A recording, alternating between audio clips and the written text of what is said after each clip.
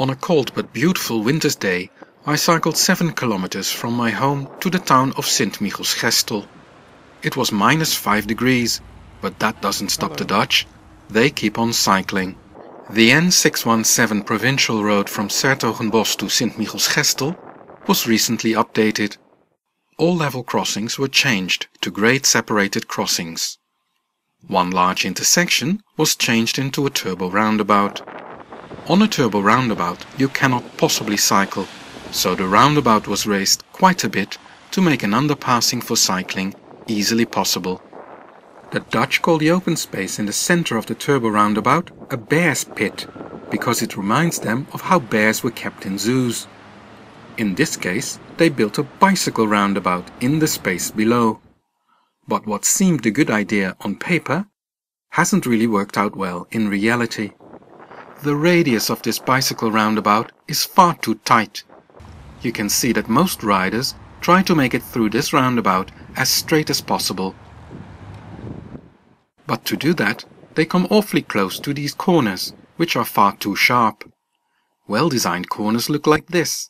They are round, but here we see that the design prevailed over function in a big way, and it makes the roundabout very inconvenient. Because of the freezing weather, the riders leave traces, and they give away that the main flow of cycle traffic seems to go only one particular way. To see how that is possible, we need to see where people come from and where they can go. While there are 4 arms for motor traffic, cyclists really only cross this roundabout north to south. There is a bidirectional cycle track on the north side, but on the south side there is a cycle track on either side of the road. From the southeast it is one way, and from the southwest it is 2-way. The north-south flow goes like this, and there is no interaction with the south-north flow. Only from one side street a relatively small group of people cycling north cross the main flow here. To create a roundabout for these flows makes absolutely no sense.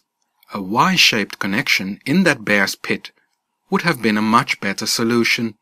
Even in the Netherlands, some designers seem to think cyclists are just mini cars. But cyclists have completely different needs on intersections. And that makes a miniature version of car-orientated infrastructure not right for people cycling.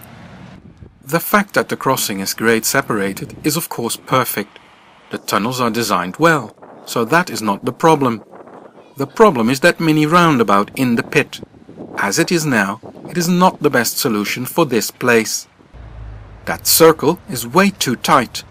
You lose all your speed and momentum, and that right before you have to go up a bit again in the next tunnel to get out of the pit. The cycle roundabout looks great, but it isn't. Get rid of that circle in the middle. Make sure those corners are not so sharp, and this could be a really nice intersection for people cycling.